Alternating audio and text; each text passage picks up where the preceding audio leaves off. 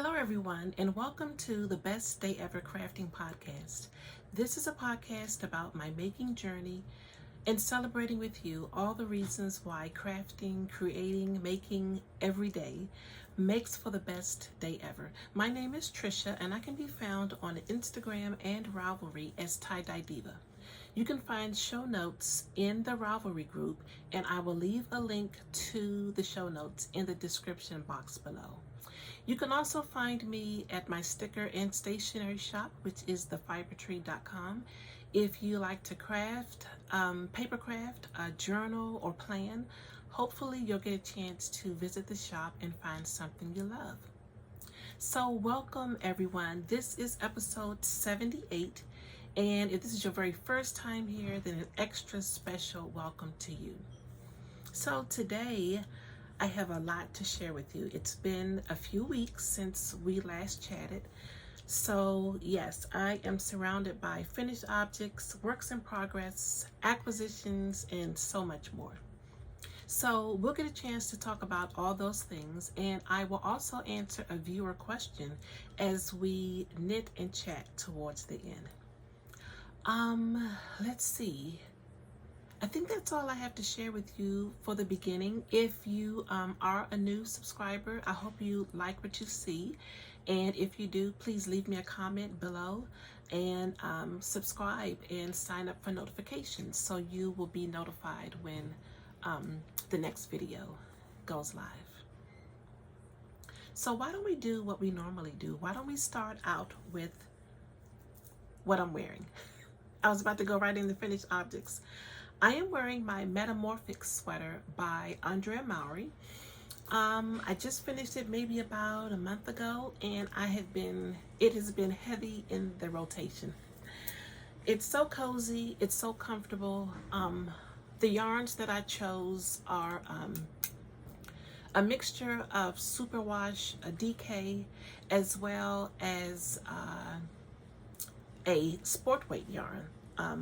The color changing that you see is actually from the sport weight yarn, which is from Yarn Hero.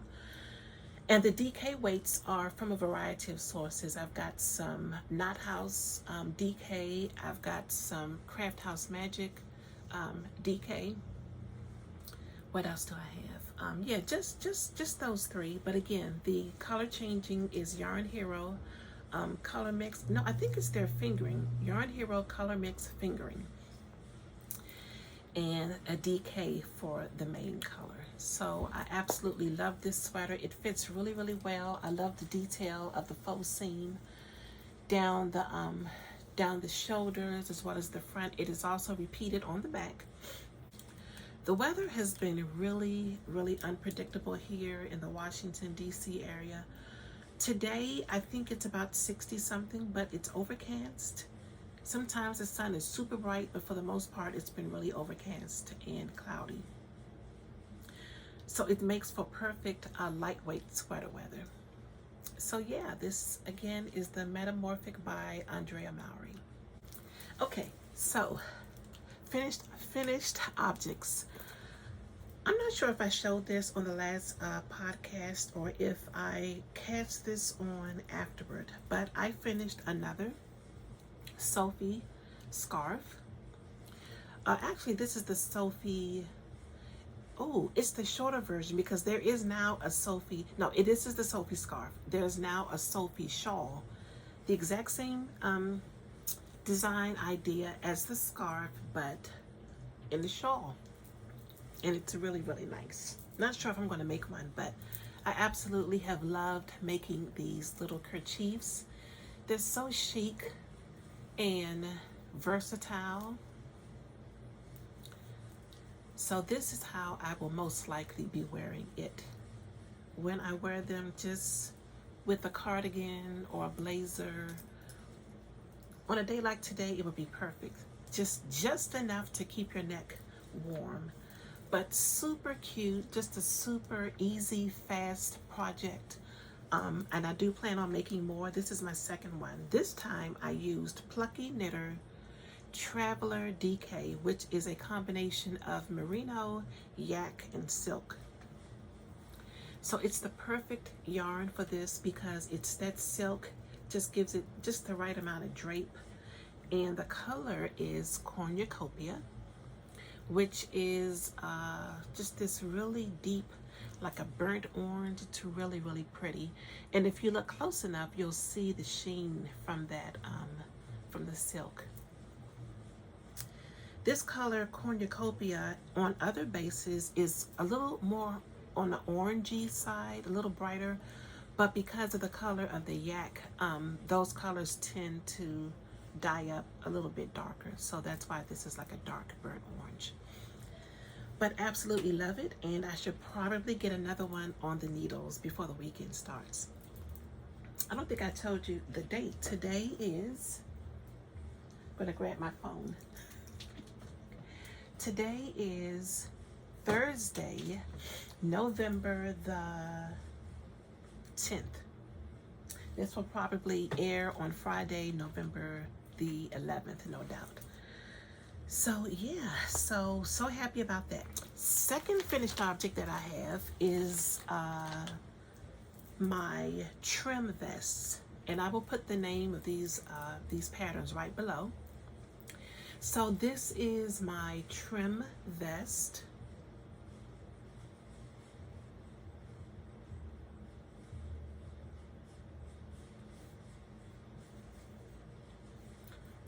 Just showing you all the details before I go into more detail about the actual pattern. And this is the back. So the trim vest is a pattern by Blacker Yarns, and the yarn that I knit my trim vest in is from Kelborn Woolens. I'm looking around because I know I had an extra skein. I think I put it away.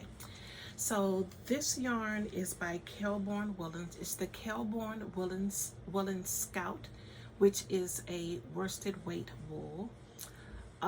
It is a non-superwash wool, but it is super soft, very much next to skin wearable, I think. I'm not super sensitive, but I believe that if you find non-superwash wools to be really a bit too abrasive for your skin, I think you'll find the Kelborn Woolens yarn to be really, really approachable. This color is Mulberry Heather. Get that off of there.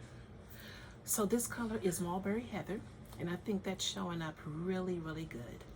So some of the features, as you can see, the sides feature a broken rib, which adds really lovely detail. It is a high-low design, a high-low construction, I should say. So the back sits about an inch lower than the front, which is really nice for coverage. And it is also features the broken rib, that same broken rib design on the bottom of the vest, which is really, really cool. So if you've been watching this podcast for a while, you will remember that back in the, was it the spring, we had a make-along called the Vest Along. And I was not able to finish, I wasn't able to finish my own make-along. I had so many trials and tribulations with this vest. So have you ever like looked at a pattern and before you buy it or before you read the pattern, you're like, oh, that looks so totally easy. I'm gonna do that because I know I can just whip this up in no time. So that's what I thought about the trim vest. It just looked really simple, almost like just two panels, pick up for the neck, and I'm done. Well, that was not the case. It was some really interesting techniques of how to construct this vest. So I kind of lost steam because I was a bit disappointed that it wasn't as approachable as I thought it was going to be. So I lost steam. I knew I wasn't going to finish it for the make-along. And then I picked it up several weeks later. And like a bad knitter, I forgot to mark where I was in the pattern. But in my mind, I thought I knew exactly where I was in the pattern.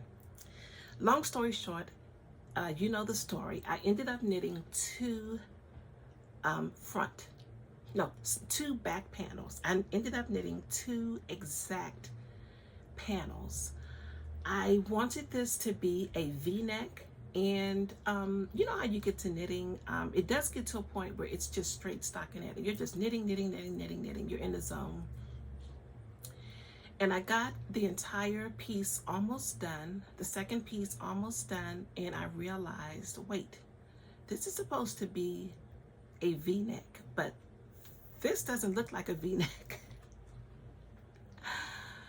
I had knit 2 back panels.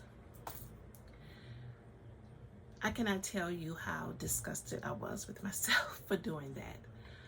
So I talked about it on a previous podcast, and I decided to just sit it down again until I could compose myself and figure out what I was going to do. Was I going to frog it, or was I going to just make the crew neckline? Well, I decided after another several weeks to pick it back up again, and frogging was not an option because it's so much knitting. If you are a larger person, you understand that your makes are such an investment in time, and I wasn't willing to frog it back. So what I did, I think I was about right here. No, I may have been about right here. So let me see if I can remember what I did. So this section here, the shoulder section, I ended up knitting these up a little longer than the pattern called for. I had the back shoulder stitches on hold, so I also knit them up a little bit longer than the pattern called for, because what I was trying to do was achieve a more of a scoop neck. So I figured if I had really long shoulder area here, then it will cause the neck to scoop down, which is exactly what it did. And I'm so pleased with the way it turned out. I decided to do a tubular bind off on the arm holes. It's not perfect, but I did it.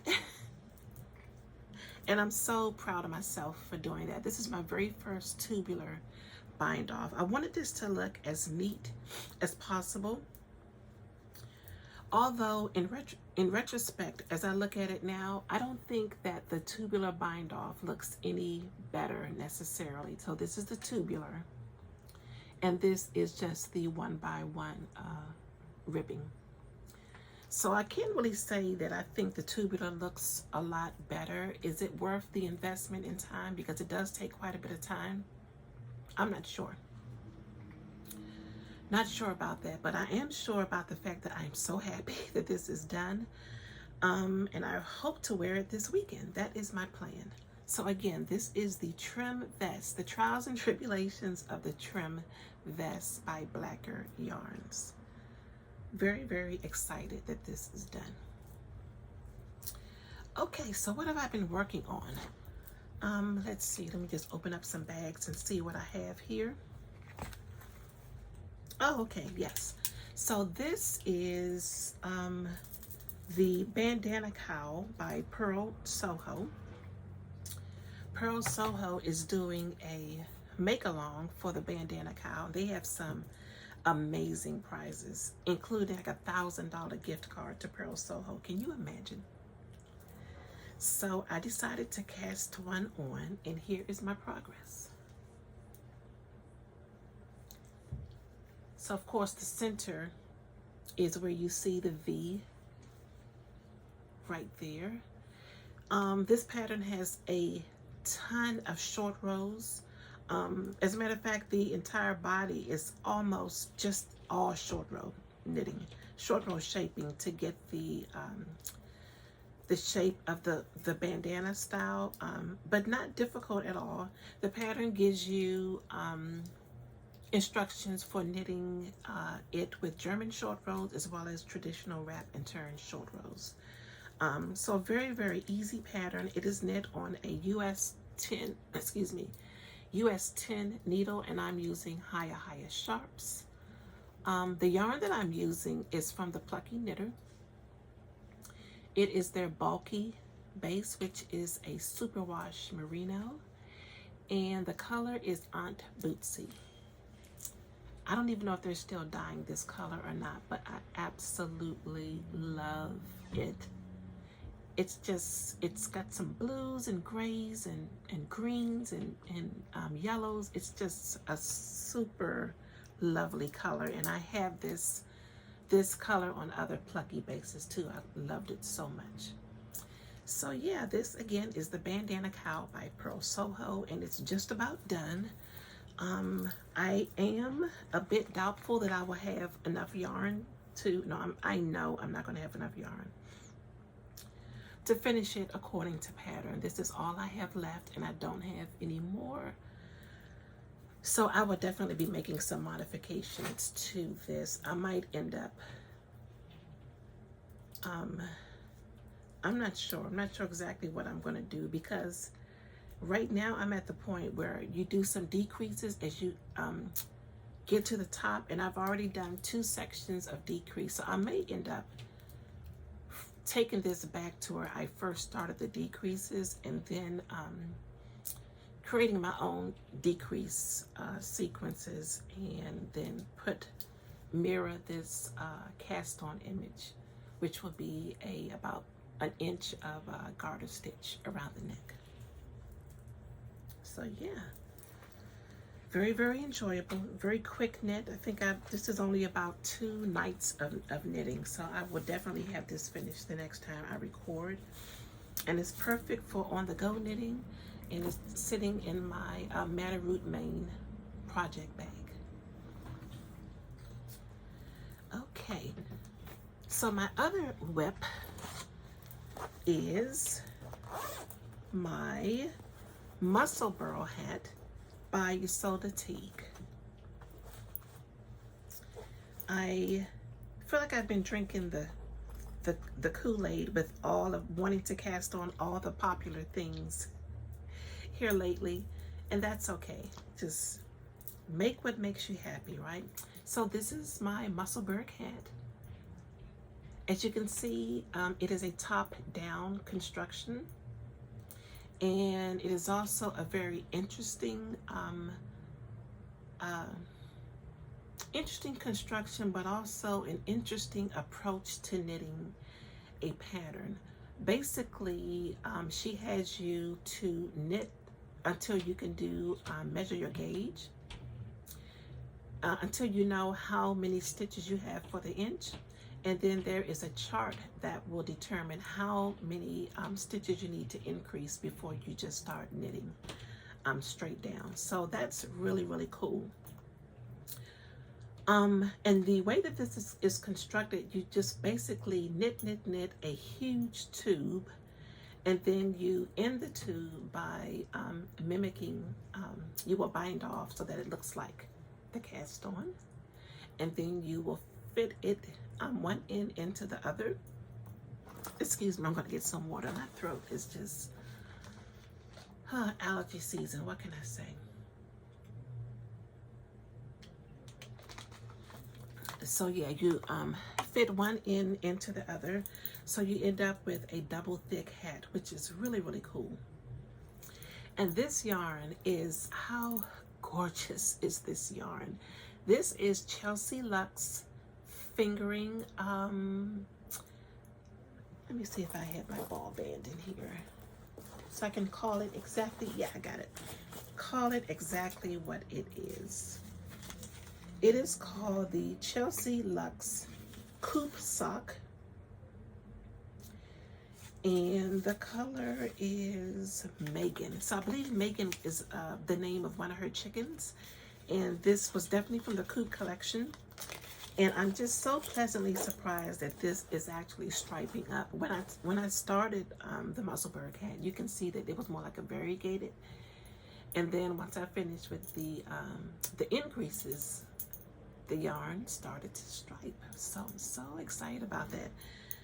I knew that this was a highly variegated color, and I was concerned that I was going to get that weird pooling. Sometimes you want that effect, but I didn't want it to pool. I didn't want it to pool. I wanted the whole hat to be just like this, but I mean, come on, these stripes are so good. They're just so good, and I absolutely love this. So this is at the point now where you really are just knitting, knit. So it's perfect for watching a movie, car knitting, public transportation knitting, and I see what all the craze is with the Musselburgh hat.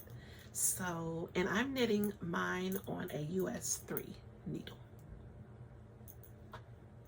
So yeah, super excited about the Musselburgh hat. And just like the Sophie scarf, I think it's going to be just one of those you keep on the needles. And this is hanging out in a bag that was gifted to me by Stacy. Hey Stacy. And it says Trisha's Knitty Bits. So cute. Perfect for on the go.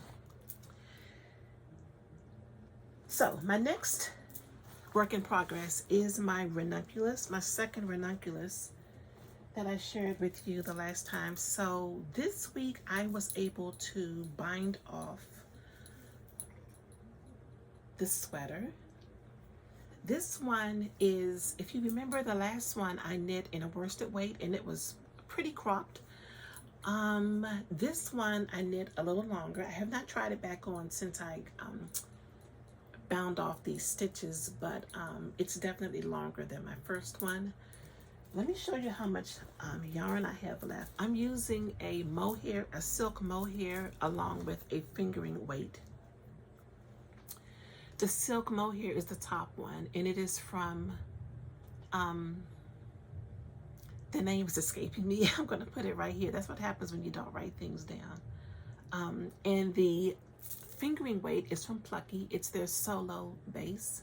Scandinavian Knit and Weave is the top one, which is the mohair silk, and the bottom again is Plucky Solo, which is a merino silk fingering weight yarn. So I'm combining these together, and I'm getting this beautiful fabric. So autumnal, just really pretty. So nothing more to say about this sweater. I love it. You guys know how I feel about mohair and silk combined. I love it. I just love it so much. So yeah, so now I'm working on my sleeves, and I really need to measure out my yarn so that I can know how long to knit the sleeves, because what you saw as far as yarn is all I have. So these will be short sleeves. I'm just going to make them as long as I can with the yarn I have left over. So yes, really excited about my Ranunculus sweater. It knits up super fast on that US 10 needle, and it's an amazing pattern, and I think everyone should knit one. And this is hanging out in my pink hazel bag. I purchased this from Primrose Yarn at a Rhinebeck several years back. Isn't it pretty? Love that print. So again, this is my pink hazel bag. And if I'm not mistaken, I think Primrose still has pink hazel bags on her website. Don't quote me on that, but if you love that style, then definitely check out Primrose Yarns. So, my final work in progress that has been taking up most of my making time is the Twist and Turns shawl by Stephen West. It is his make along for 2022, and I drank the Kool-Aid on that one too. And I didn't want to be left out, so I decided to cast on for the Twist and Turn shawl. Now, I know when I talked about this on the last podcast, I was looking over here to see if I had my original yarn combination still out, but I think I definitely put it away. I didn't go with that combination. I went with something much brighter, much bolder. I'm like, hey, it's a Stephen West pattern. Go big or go home, right? So, are you ready? And this is a spoiler alert. If you're making this and you don't want to see, I just finished Clue 2.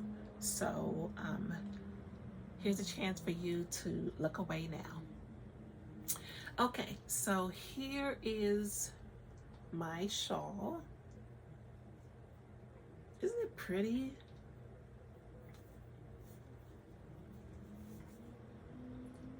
Okay, so say what you want about this pattern. I've heard it all. I've heard circus tent. I've heard gladiator style shawl. So many things.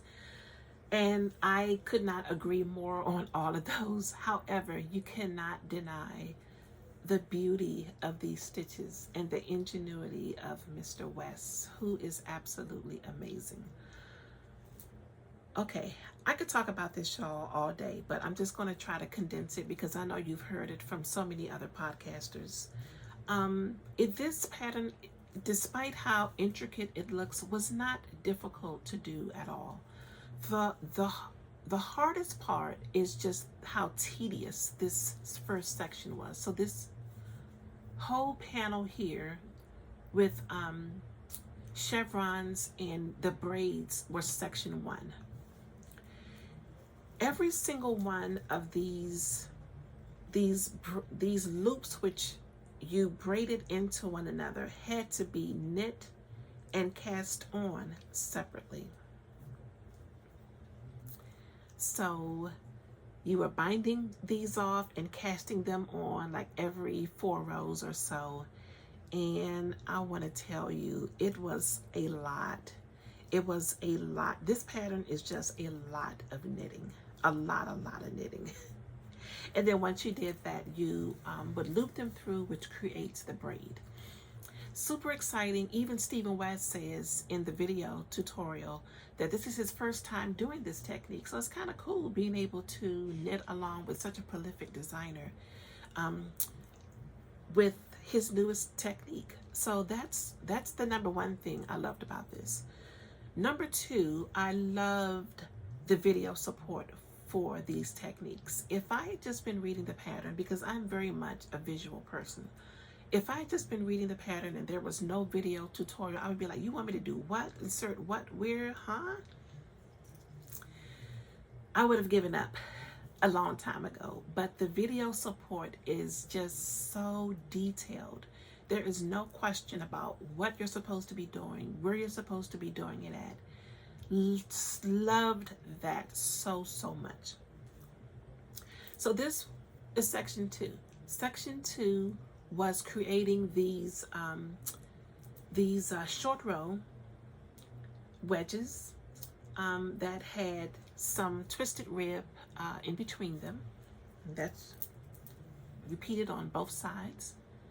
And then at the bottom of that, you would pick up and knit to create this cabled section here on both sides.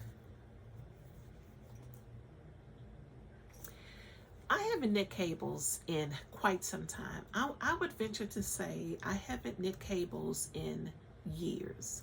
So again, it was so nice to have the video support to create these. What else can I say? I'll tell you about what yarns I used. Why don't I just drape this over me like this? It's just too good to lay in my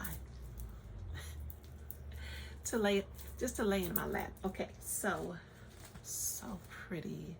Look at that. Okay, wow. So my green that I used is Plucky Knitter Oxford. This is showing up a lot more limey. What you see down here on the actual shawl, like a mossy green, is more like it. The color is highlighter. And this is a combination of merino and cashmere. And it's a very toothy yarn considering it has cashmere in it. It's toothy, but it's not very springy. It's a very interesting base. Because it's not very springy, that made doing these cables really challenging, but not impossible. But when they're done, you realize it is the perfect yarn for cabling. They pop really well. Oxford fingering, Primo fingering in Zest, which is a merino and cashmere nylon blend.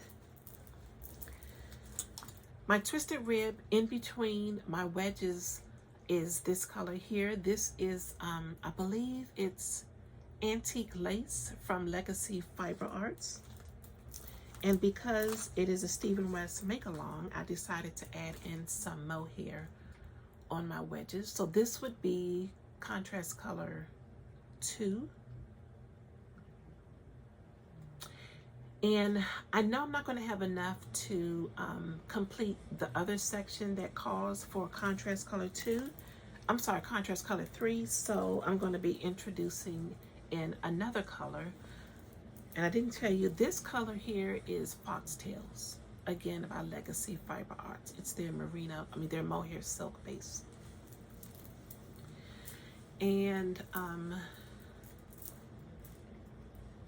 so to complete the other section for contrast color 3, I am going to be using this.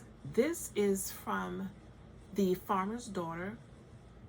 This is one of the sock squad colors, and the color is for Fox's Sake. So I think that's going to work really, really well. I know what I'm supposed to be doing for the next sections. Very interesting thing, another interesting thing he has you doing. And I know I've seen the finished shawl,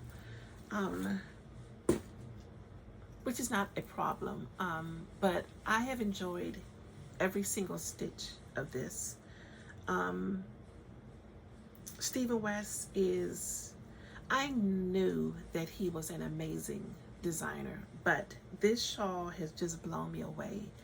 I don't understand how you even begin to think up something so incredibly interesting and amazing. So stay tuned for how I finish this. There are so many options for finishing the bottom section here, so yeah, stay tuned. I'm thinking maybe some tassels or some pom-poms. Who knows, it depends on how the mood hits me. So yeah, we'll definitely get started with clue 3 this weekend. That is my goal. So again, Twist and Turns by Stephen West. Love working on this. And this is hanging out in a project bag that I made. I think I showed this to you guys the last time. This is by a pattern by Stitch Mischief. And I can't think of the name of the pattern, so I'll definitely put it in the show notes. So yeah, that's it for what I've been working on. So let's quickly go over a few acquisitions. So a couple of weeks ago, I decided at the very last minute to attend the Frederick Fiber Fest. A couple of days before that, well, actually, I hadn't planned on going at all. A couple of days before that, earlier in the week before the festival, I decided to get the COVID booster along with the flu vaccine at the same time. And it wasn't horrible, but it wasn't pleasant either. Those side effects from both of them just really knocked me out, and I was feeling kind of low and sad because I had so many things I wanted to do, and I just couldn't do them. But as the days went on, I was starting to feel a little bit better. And I said, you know what? I said, Ray, do you want to take a ride out to Frederick? And Ray is my husband. He is always ready to go somewhere. So he was like, yeah, sure, let's do that. So long story short, last minute, we decided to go to Frederick Fiber Fest. Had a great time. And my friends from at Haynes House, Brian and Terry, gifted me something. They gifted me this gorgeous project bag. Look at that. I was so excited. I almost put my twist and turn shawl in it, but I think I'm going to use it for something else. Something else coming down the pike I'm super excited about. So thank you, Brian. This bag is so pretty. It's got some really great detail. I love the fabric. This feels like a canvas, a really heavy canvas, not a wax canvas. And that print is really pretty. It almost looks like it's block printed. And then this is like a faux leather. Really nice. Look at the stitching. It's so nice and straight. There are pockets on the inside. here, and there's also a zipper pocket on the inside. And this here, I love this hook because you can hook it and close it up. And finally, there's a snap.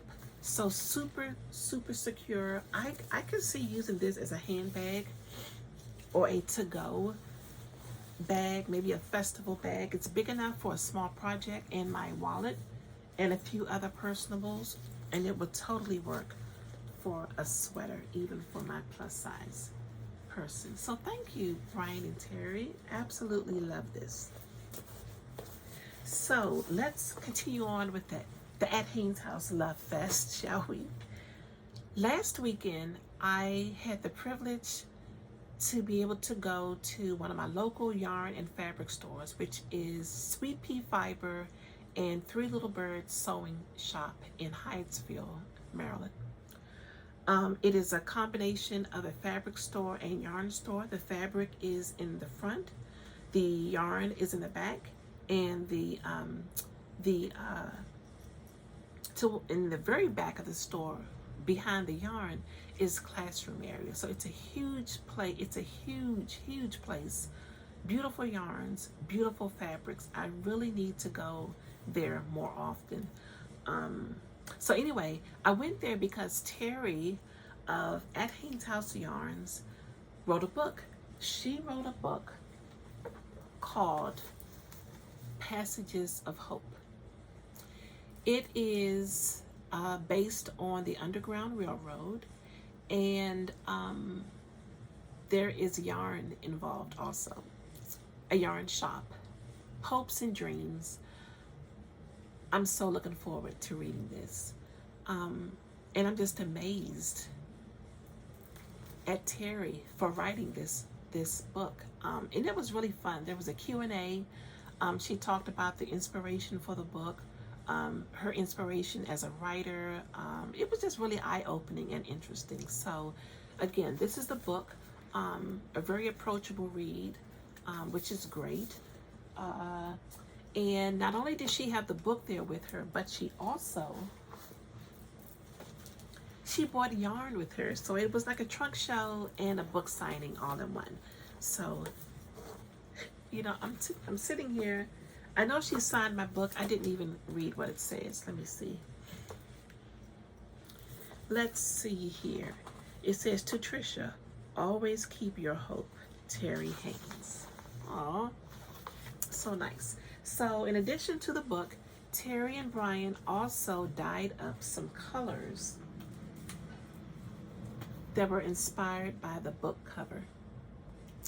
And I picked up both of them. This beauty here is called Passages of Hope, Inheritance. So look at those speckles. And this one, I took the ball band out, and I think it's in the living room. This one is Passages of Hope, but I can't remember the other word. This is also a beautifully dyed color. There are some speckles in there. Can you see that? I wound this up immediately. This is going to be my next pair of socks. If you recall, I knit with their sock yarn up the Rhinebeck Roomies from Kay Litton. And I'm looking for another pattern that works really well with variegated yarn. So if you have one, I would really be interested in hearing your suggestions, because I want to get this cast on really, really soon. So yes, congratulations, Terry and Brian, her forever support. I just love the way they, as a family, stick together and support one another. It is very inspiring. So keep up the good work, you guys, and I look forward to seeing you at the next fiber event. And I posted to Instagram. One of the best things about that day was just after the book signing, after I did a little bit of shopping, just sitting down and chatting with them. They're just so down to earth and so fun. So it was just nice. It was a nice day. Best day ever, right? Some yarn, just probably some mohair. It's floating around my nose. Okay, so what else is in this basket? I showed you guys this beautiful yarn from Queen's Yarn Boutique that I'm going to make a sweater out of. I said I was going to knit the Lento sweater. This will be my next sweater cast on, but I have some reservations about Lento, which may be shocking to people who I probably just talked to this sweater about this week. But we'll see. We will see. But it will definitely be a sweater very, very soon. And Rochelle was kind enough to dye up the mohair that I need for the sweater, be it a Lento or some other sweater, so that I can start my project. Oh, would you look at that? How gorgeous.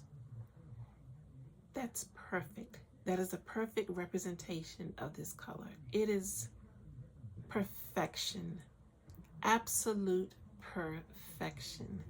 This color is called Sherpa, and I had to ask her what her inspiration for naming this Sherpa was, but how gorgeous is this? So I have 3 of these, and I have 3 of these. This is the Pop Life fingering. It's 490 yards, so that's almost a little shy of 1,500 yards.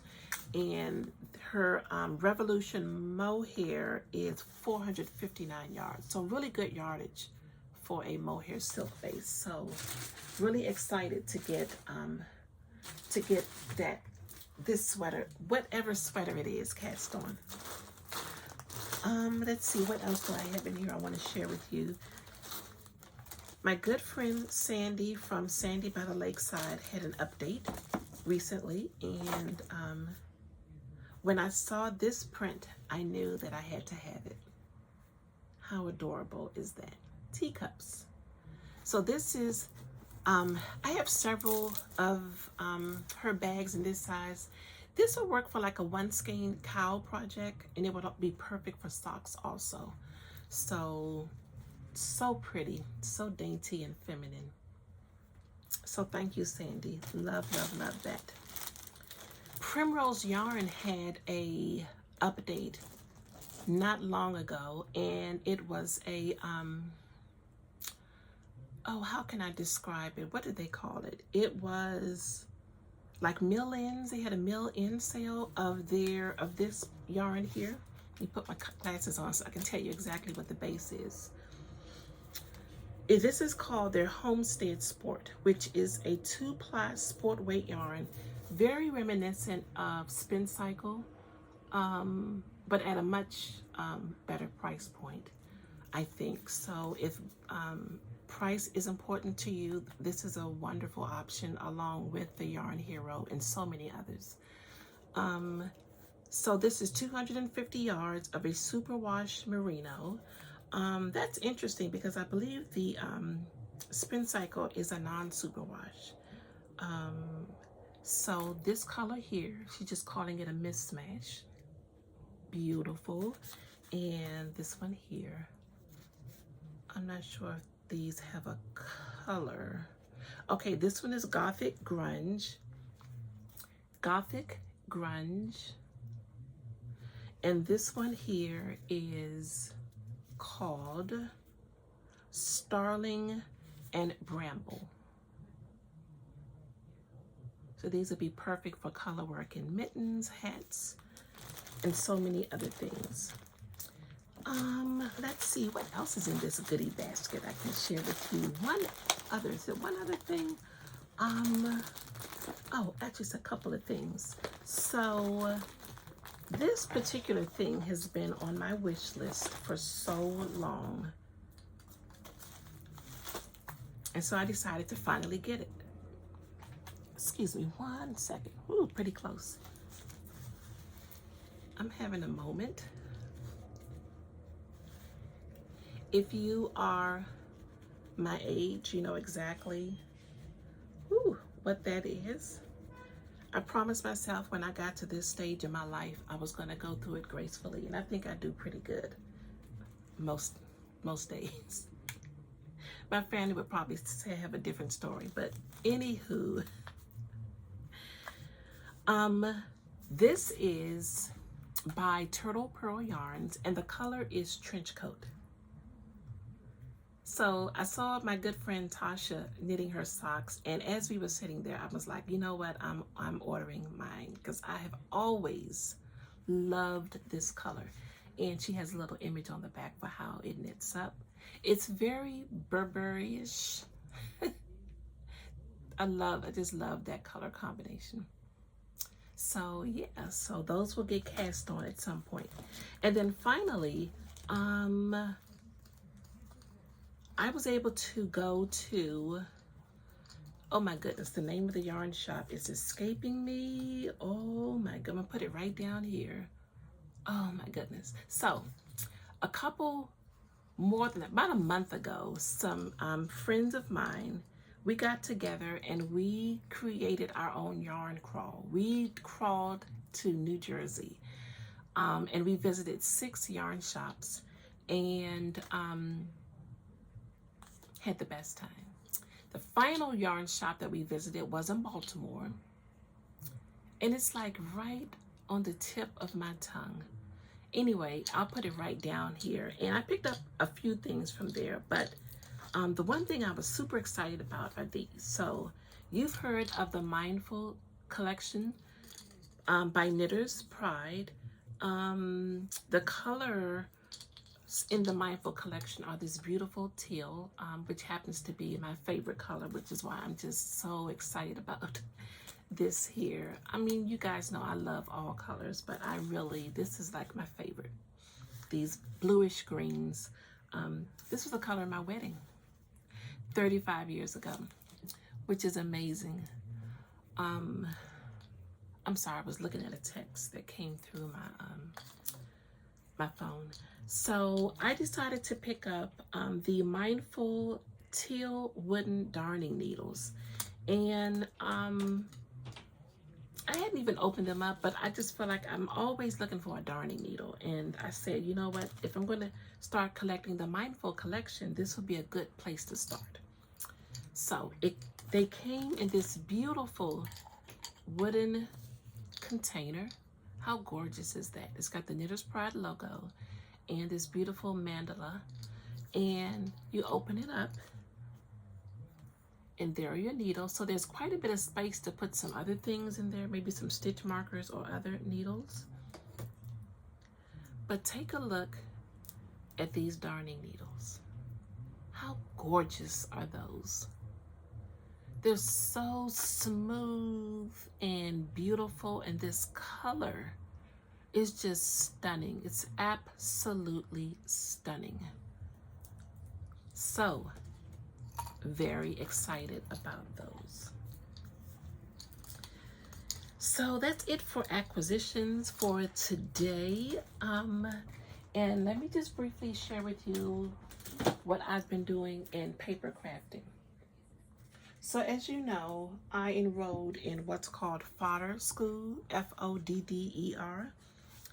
And basically, it is a year-long class teaching you all types of techniques related to art journaling that you can use in your journals. So basically, fodder being, I think of it as like food for your journals, right?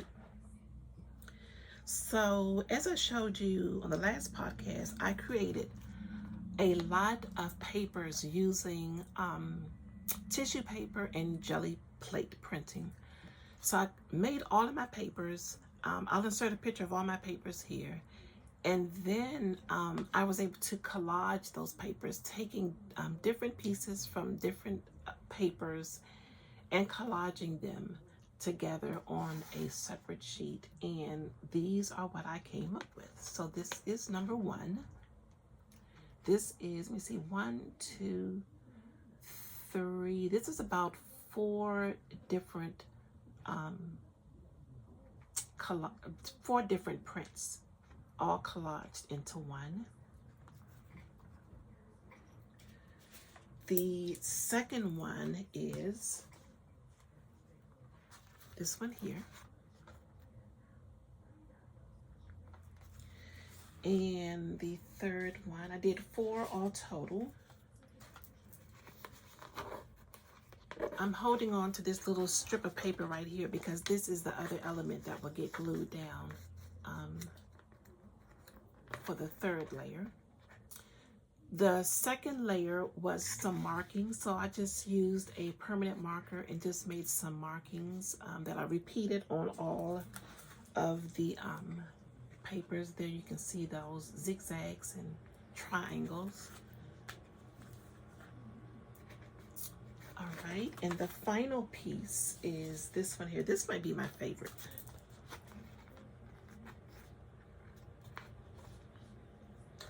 This is just so much fun. I love this. This is like, it's just bringing me so much joy. I can't even tell you why. It's fun. It's messy. It's relaxing. It's so relaxing, and why am I at a loss for words? And meditative, the whole process, and the teachers are just amazing. Again, I will link to Fodder School, and I will link to the teacher who is Rebecca Sower. It's either Sower, I think it's Rebecca Sower or Sower, S-O-W-E-R. Anyway, I will link to her Instagram page so that you can see what her making style is.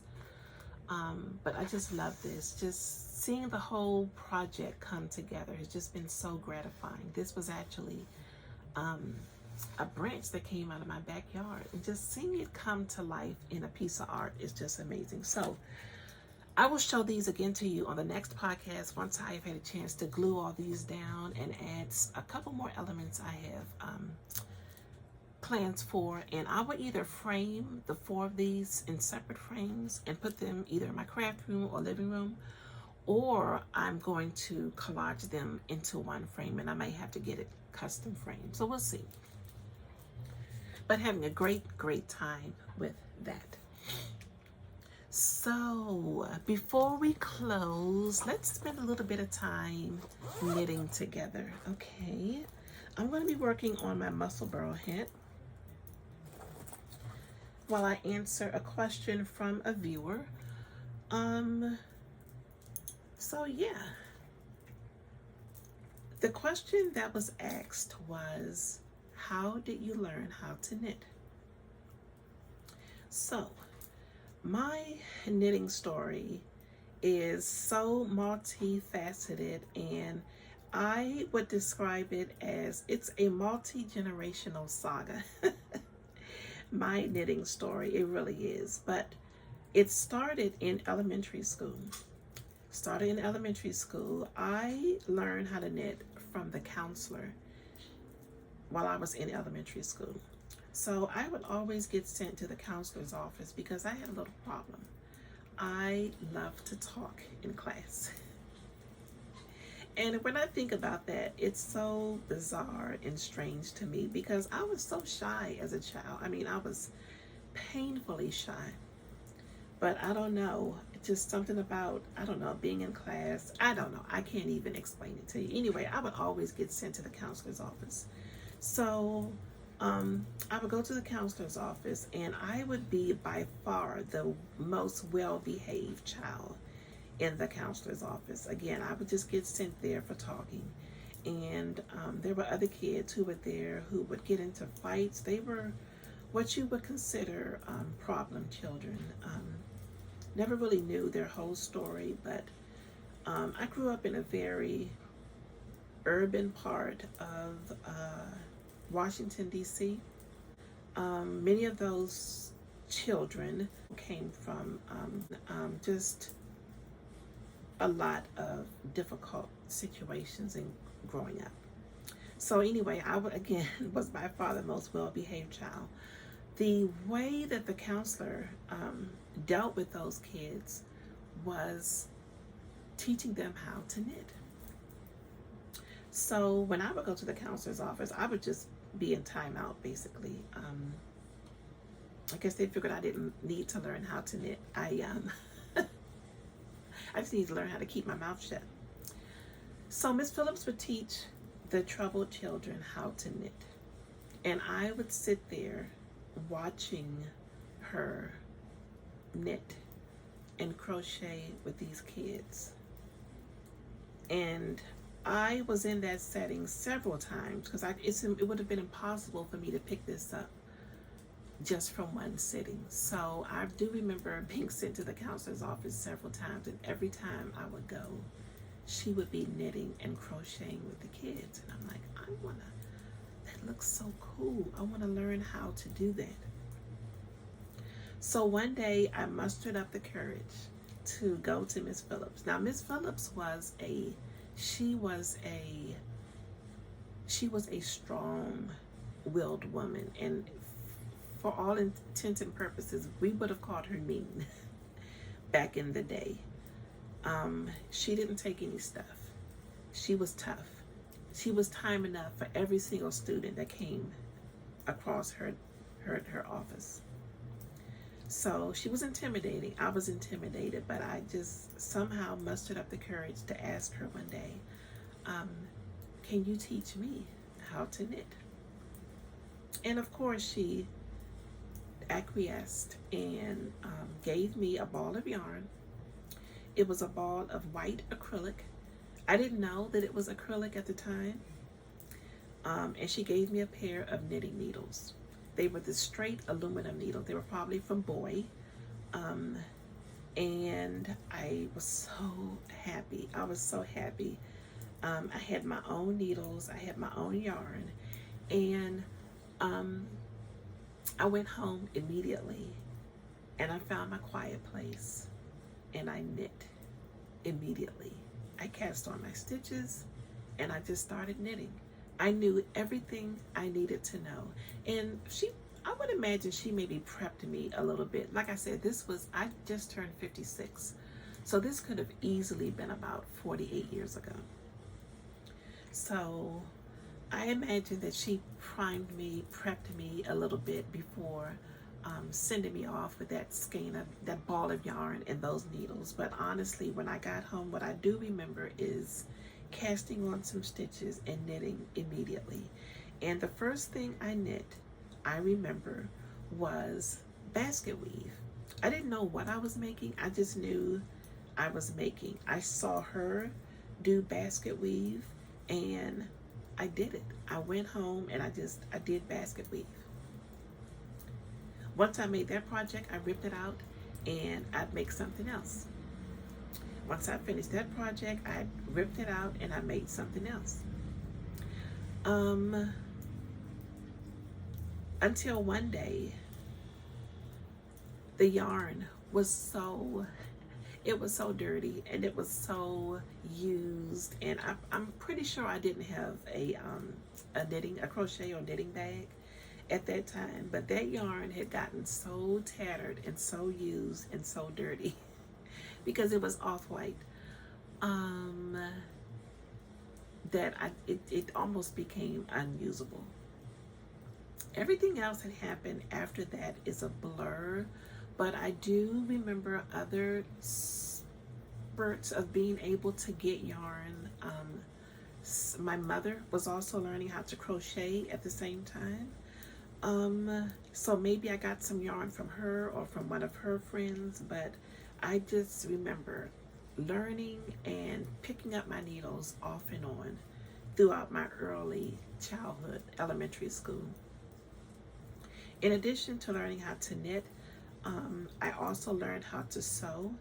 There were times I would go off to myself in our house. We lived in a 3-row townhome in DC, and I remember going into the attic, which is a scary place for most people because that's where all of the critters and stuff would go, and spiders and bugs, but that's where we kept boxes of off-season clothes and storage and fabric.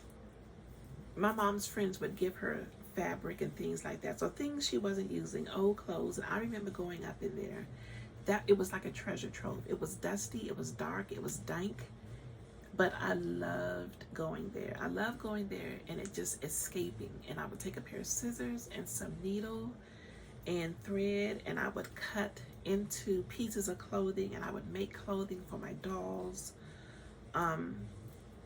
all things I learned just from watching my mom sew, and it was an escape for me. So that is part one. That's part one of my making story. I mentioned a couple of times that crafting, that knitting at that time was an escape for me, because my childhood I don't have the rosy childhood story that so many others have. My story is a bit sad, but it is also a story of hope, and it is a story of overcoming and beating the odds, and it is a story about determination and love. And honestly, for a long time, I shied away from sharing that. I mean, people ask me how I learned how to knit. I usually would just say in elementary school, but that story, that's just a tiny part of my knitting story. And I remember when I started this podcast, my whole purpose in starting it was to share. It was to share, it was to connect, and it was to help. And as I share my story, as I share my struggles, I've shared my struggles with health and other issues. And so I figure that my story of making, being the story of hope that it is, hopefully will help someone else. So that's part one of how I learned how to knit. And when we get together again, I will share with you part two. Okay, so that's it for the podcast today. That's all I have to share with you. I really enjoyed this time of crafting with you. You guys have said how much you really enjoyed the knit and chat section. So thank you for that. If you have other questions you'd like for me to address, I am an open book. The only thing I don't talk about on the podcast is religion and politics. So if you have any other questions you'd like to ask, then please just leave them here in the comment box below, or you can send them to me on Ravelry. So before I go though, just want to share with you a few things that will be hitting the shop. So if you're not interested in that, then I will see you in the next episode. Okay, so there's a new sticker collection that just launched. And let's see here. It is called Pink Autumn. It is a 4-piece set that includes these large focal points here. Pumpkins and sweaters and leaves and vines. Smaller focal points. Pink autumn sayings, even though this is more orange than pink. And then I think I already showed that one. So what am I missing? We've got we have boxes. There are, hold tight. There should be some, but we have some, here we go. We have our deco boxes as well to go with the Pink Autumn collection. So this is available, Pink Autumn is available on white matte paper, clear matte paper, as well as a digital download, which means that you purchase the entire collection and it is yours for a lifetime, and you're able to print it. Once you purchase it, you'll receive a PDF with all 4 different pages, and you're able to format it to any size you want, which is really, really cool, and it's priced really, really well. So if you have a printer and you have some sticker paper, or you can even print them on regular paper and glue them to your planners and journals. So yes, all of the new collections henceforth will also come as a digital download, print at home. We also have some headers for your journals and planners. So this one says musings, to do, today,